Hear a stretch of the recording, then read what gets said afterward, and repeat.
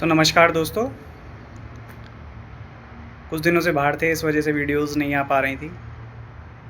चलिए आज हम आपको पंच तत्व के बारे में बताते हैं। वास्तु में पंच तत्व क्या होते हैं, उनका यूज़ कैसे करते हैं, आज हम इसके बारे में चर्चा करते हैं। चलिए शुरू करते हैं। चलिए शुरू करते हैं। तो सबसे पहले हम एक प्लॉट ले लेते हैं।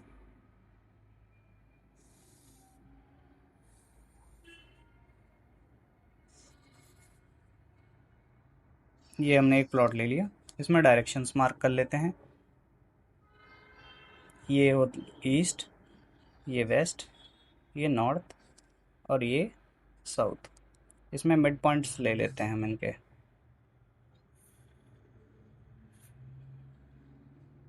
बीच का हम क्षेत्र को ब्रह्म स्थान मान लेते हैं। मान के लेते हैं ब्रह्म स्थान ही होता है। तो नॉर्थ से लेके इस एरिया में इसको हम बोलेंगे जल तत्व। ठीक है।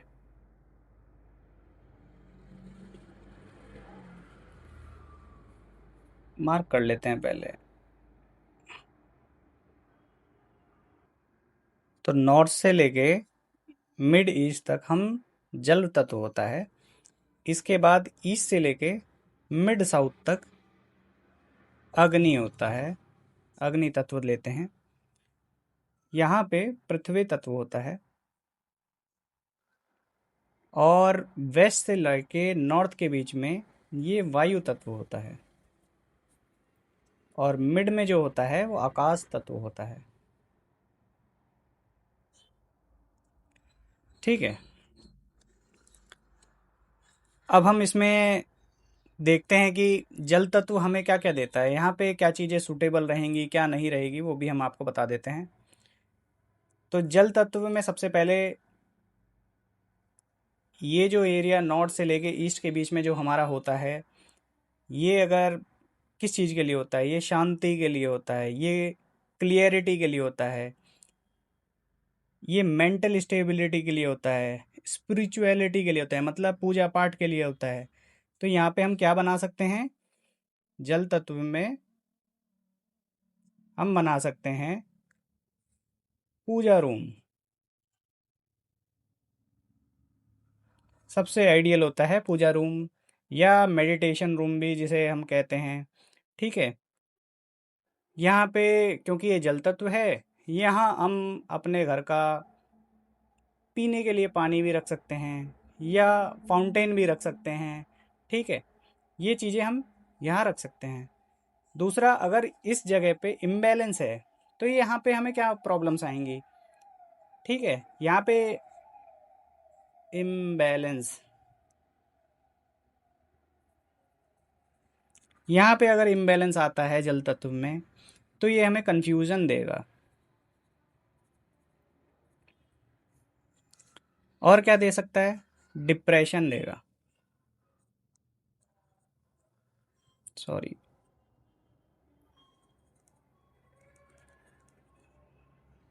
और जो हमारे डिसीजन होंगे वो हम ले नहीं पाएंगे सही से। तो ये जल तत्व की प्रॉपर्टीज़ रहती हैं। वो मैंने आपको बता दिया कि यहाँ पे सबसे आइडियल जो चीज़ रहती है वो टेम्पल बनाना रहता है। यहाँ पे ड्रिंकिंग वाटर का हम इंतज़ाम कर सकते हैं, मेडिटेशन रूम बना सकते हैं, बुज़ुर्गों का रूम बना सकते हैं, छोटे बच्चों का रूम बना सकते हैं। वो चीज़ें यहाँ पे बहुत अच्छी रहेंगी। फिर हम आते हैं वो अग्नि तत्व की तरफ। ठीक है। तो जो ईस्ट से लेके साउथ तक का एरिया जो होता है, ये अग्नि तत्व का एरिया होता है। तो ये जो एरिया होता है वो किस चीज़ के लिए होता है, ये होता है एनर्जी के लिए, क्योंकि अग्नि है, एनर्जी देगी। कोई घर में आपका सुस्त आदमी हो, आप उसको इस कोने में रखिए, उसके अंदर ऑटोमेटिकली एनर्जी बढ़नी शुरू हो जाएगी। धीरे धीरे वो मेहनत करना शुरू करेगा। ठीक है। दूसरा ये होता है, कुछ लोग मतलब माइंड में तो ले लेते हैं कि हम ये करेंगे, पर वो एक्शन नहीं ले पाते। तो आप उन व्यक्तियों को ये वाला रूम दीजिए, वो एक्शन लेंगे। ठीक है। ये जो एरिया होता है, ये एक और चीज़ का होता है, क्योंकि इसको अग्नि बोला गया है, तो हमारे में पित्ताग्नि भी एक चीज़ होती है। आयुर्वेद में पित्ताग्नि आपने सुना होगा, मतलब ये डाइजेशन से रिलेटेड भी होता है। दूसरा अग्नि का स्थान है, लक्ष्मी जी को अग्नि भी बोला गया है। ठीक है। तो ये कैश फ्लो का भी स्थान है। अब ये सबसे ज़्यादा आइडियल किसकी चीज़ के लिए है?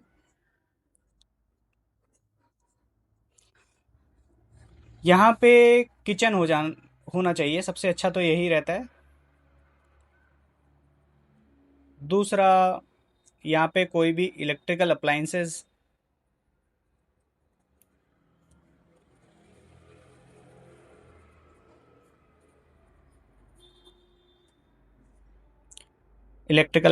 आप रख सकते हैं। घर का जो मीटर का कनेक्शन हो, मीटर यहाँ पे लगवा सकते हैं।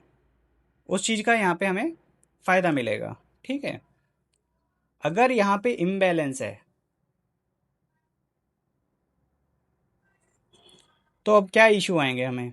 अगर अग्नि तत्व में इम्बैलेंस है, तो यहाँ पे एंगर इशू आएंगे, मतलब गुस्सा आएगा व्यक्तियों को। ठीक है। हेल्थ इश्यूज आएंगे।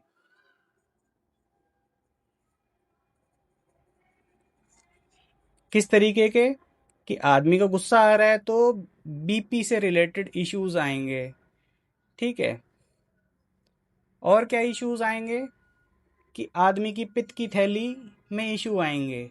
ठीक है। और एक थोड़ा सा फाइनेंशियल इशू भी आएंगे।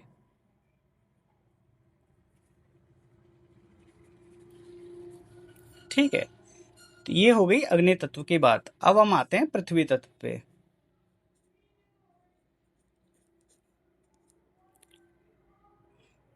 तो पृथ्वी तत्व किस चीज का होता है? ये पृथ्वी स्टेबिलिटी का कारक होता है। ठीक है। सिक्योरिटी का कारक होता है। स्ट्रेंथ का कारक होता है। ठीक है। तो किस चीज का कारक होता है ये? स्टेबिलिटी।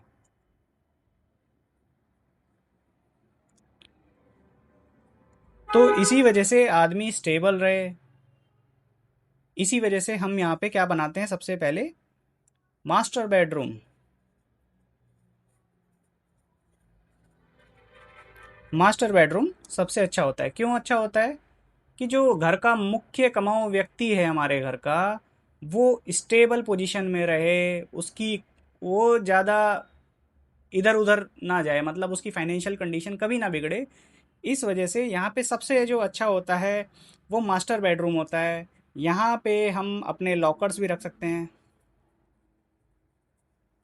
और हैवी फर्नीचर।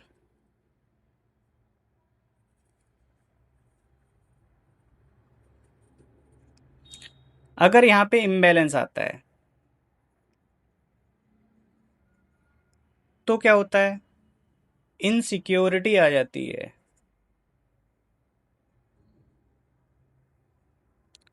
थोड़ा सा रिलेशनशिप इश्यूज भी आते हैं।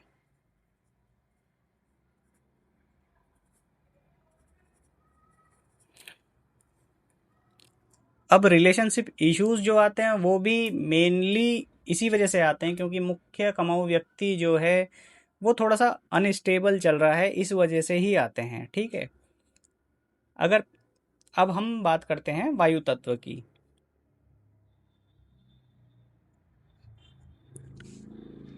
तो वायु किस चीज का कारक है? मूवमेंट का कारक है, कम्युनिकेशन का कारक है, चेंजेस का कारक है। किस चीज का कारक है? Change, movement.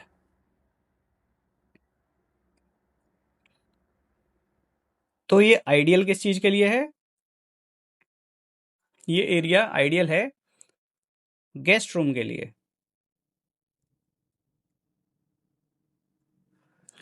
क्यों आइडियल है गेस्ट रूम के लिए?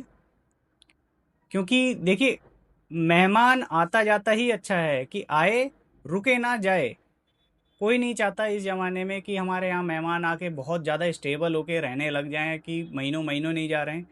तो ये जो वायु का स्थान होता है, यहाँ पे मेहमान आते हैं, थोड़ी देर रुकते हैं, अच्छे से बातचीत करेंगे और वो अपने घर को प्रस्थान करते हैं।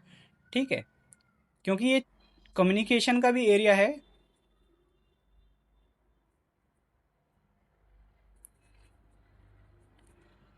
तो जो लोग भी सिंगिंग, डांसिंग, इन क्षेत्रों से रिलेटेड हैं, उनको कोशिश करनी चाहिए वो इस रूम में रहें, तो वो थोड़ा सा उस एरिया में थोड़ा सक्सेस पाने के थोड़े उनके चांसेस बढ़ जाते हैं। ठीक है। और क्या है, यहाँ पार्किंग हो सकती है, पार्किंग के लिए भी बहुत अच्छी जगह है ये। अब यहाँ पे अगर इम्बैलेंस आ जाता है, तो यहाँ पे क्या होता है, आदमी को नींद नहीं आएगी। ठीक है, बेचैन रहेगा, मतलब रेस्टलेसनेस आ जाएगी।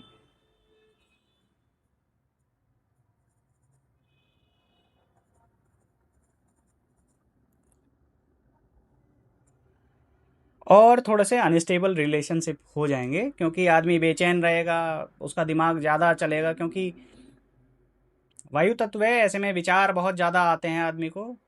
तो वो रिलेशनशिप में थोड़ा सा सीमित विचार ही आए, वो बहुत ज़्यादा सोचने लगता है। कि मान लीजिए कोई हस्बैंड वाइफ ही हैं, इस रूम में रह रहे हैं, वाइफ को किसी का फ़ोन आ गया, भले ही अनजान से फ़ोन आ गया, तो वहाँ पे हस्बैंड ना उस पर थोड़ा सा ट्रस्ट इशू आ जाता है, वो थोड़ा सा सोचने लग जाता है। या ऐसे ही हस्बैंड हुआ, उस पे किसी का अनजान नंबर से ही फ़ोन आ गया किसी लेडीज़ का, तो वहाँ पे जो उनकी वाइफ है वो बहुत ज़्यादा सोचने लग जाएंगी कि इनका साथ कुछ ऐसा तो नहीं है, कुछ वैसा तो नहीं है, कि इनका कोई एक्स्ट्रा मैरिटल अफेयर वगैरह तो नहीं चल रहा है। तो इस तरीके के इश्यूज आ जाते हैं।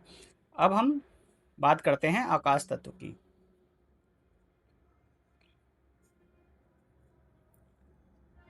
तो ये चीज़ जो होता है, क्योंकि ये अगर हम वास्तु पुरुष का वो देखें, तो ये नाभि स्थान भी कहते हैं आकाश तत्व को।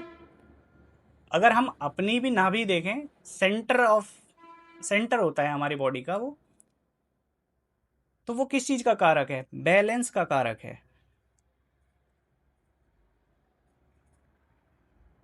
तो ये जो स्पेस होता है, इसको हमें ना ओपन ही रखना चाहिए, ओपन स्पेस होना चाहिए,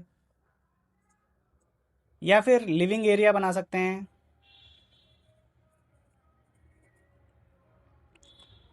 ये आइडियल है इन चीज़ों के लिए। ठीक है। अगर यहाँ पे इम्बैलेंस आ जाता है,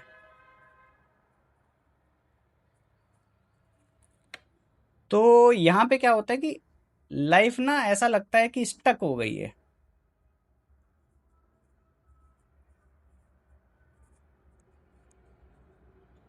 या फिर स्टमक इश्यूज भी आने शुरू हो जाते हैं।